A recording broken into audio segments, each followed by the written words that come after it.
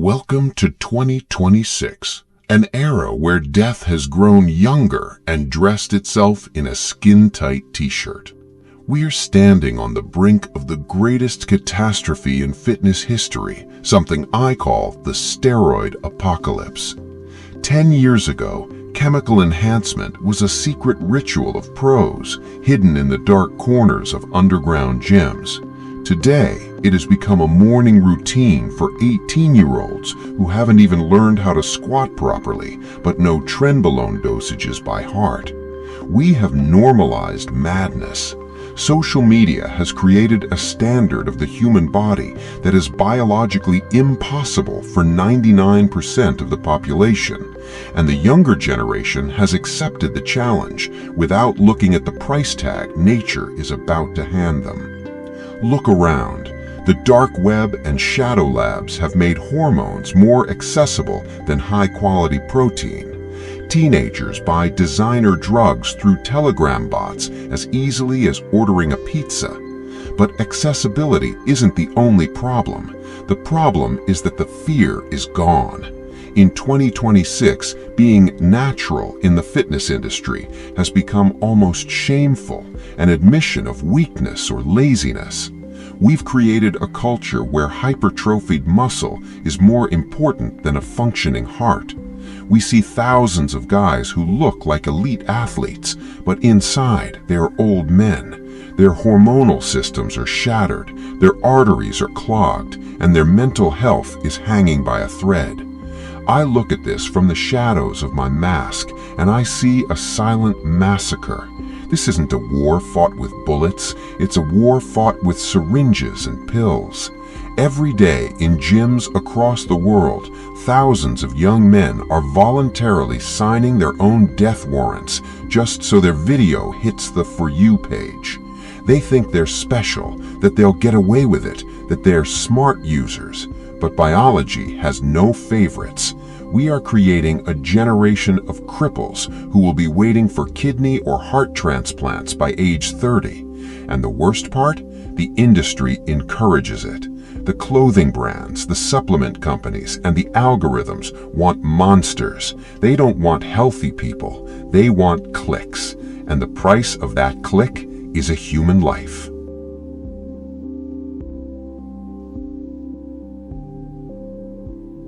Let's break down what is actually happening under the skin of these designer athletes. In 2026, the lie of safe cycles and smart biohacking is popular, but it's just marketing wallpaper for chemical suicide. When you inject synthetic hormones in doses that exceed natural levels by dozens of times, your body becomes a war zone. The heart is a muscle, and it grows just like your biceps, but its growth is a death sentence. The left ventricle thickens, losing its elasticity. Your heart turns into a piece of stiff rubber that cannot pump blood properly. Sam Sulek's shortness of breath, which we've discussed, is just the tip of the iceberg. It is a cry for help from an organ working at its absolute limit 24/7. But that's only the beginning. Let's talk about the blood. On a cycle, it becomes thick like syrup. Your heart tries to push this sludge through vessels that are narrowed by chronic inflammation. Every workout in the gym is a game of Russian roulette with a stroke or a heart attack. And what about the kidneys and liver? They act as filters in a chemical lab that no one ever cleans. In 2026, we're seeing a spike in kidney failure among youth who don't even understand why their urine has turned dark. They think it's just creatine or not enough water. No, it's your organs literally decomposing from the toxic load. And the biggest lie of all is mental health. Tren Rage and post-cycle depression have become memes, but in reality, they represent destroyed families, violence, and suicides. The brain on gear operates in a state of chemical psychosis.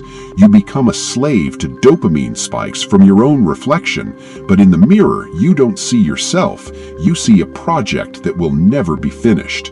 This endless chase for mass is a mental disorder multiplied by pharmacology. We've built an army of men with the bodies of titans and the souls of broken children, unable to survive a day without external stimulation. This isn't fitness, it is mass self-destruction sold as self-improvement.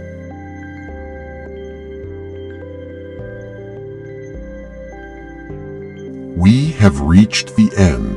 The golden era of bodybuilding is dead, and we killed it ourselves. What we see in 2026 isn't sport, it's an exhibition of achievements for the chemical industry. We have lost touch with reality. If you ask a random guy in the gym what good shape looks like, he'll show you a photo of a man who is one step from the ICU. We've forgotten how to value functionality, health, and longevity. We traded decades of a full life for 5 years of social media hype. And the saddest part is that when these athletes start dropping dead, the industry simply finds a replacement. You are disposable material for the algorithms. I am recording this video not to preach. I am here to show you a mirror that doesn't use filters. Look at your idols. Look at their gray skin, their inflamed complexions, the way they struggle just to speak on camera. Do you really want that life? Do you want to be the next name on the gone too soon list? In 2026, the radical rebellion is being natural. True strength is having the courage to build your body over years, not months. True biohacking is sleep, clean food, and hard training without crutches from the dark web. Remember, nature always collects its debts, and it collects with interest. You can lie to your followers, you can lie to your reflection, but you cannot lie to your DNA. The steroid apocalypse is already here, and it will take the weakest of spirit. Those who survive will be the ones who knew when to stop. My mask is a symbol that in this insane world, it is better to remain an anonymous observer than to become part of a bloody statistic. Subscribe if you are ready to hear the truth others are silencing. And remember, the next camera flash at your funeral won't bring you any likes. Stay safe. The dark side sees everything.